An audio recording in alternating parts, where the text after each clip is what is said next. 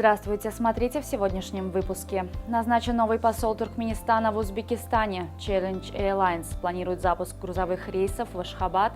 Идет подготовка к саммиту глав Туркменистана, Таджикистана и Узбекистана и другие новости.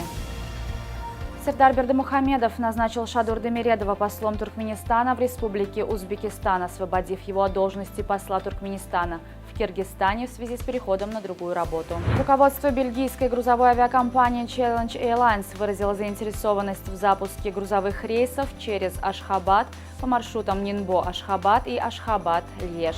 23-28 ноября в спорткомплексе боевых искусств Олимпийского городка Ашхабада состоится 14-й чемпионат мира по борьбе «Кураж».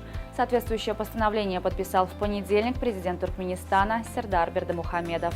В начале августа в Ашхабаде состоится трехсторонний саммит с участием президента Туркменистана Сердара Бердымухамедова, президента Таджикистана Эмомали Рахмона и президента Узбекистана Шавката Мирзиёева.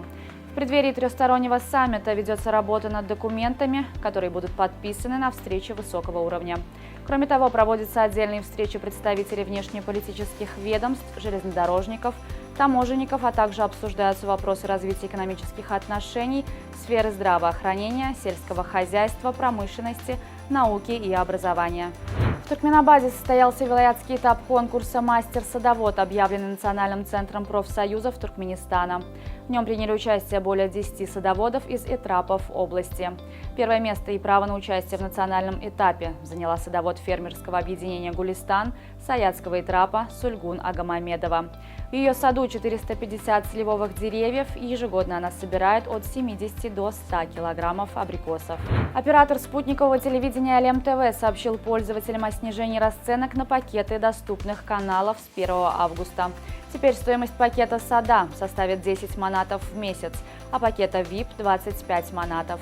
Подключить услугу Алем ТВ или изменить выбранный ранее тарифный план можно в пунктах обслуживания Туркменцелеком.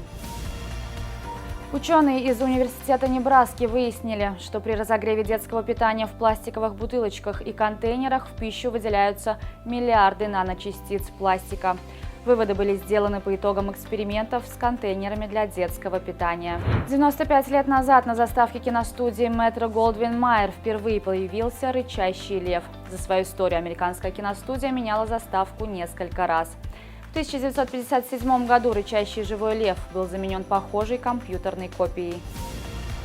Глобальная федерация киберспорта объявила дисциплины для своего главного турнира Global eSports Games, который состоится с 11 по 16 декабря в Эр-Рияде.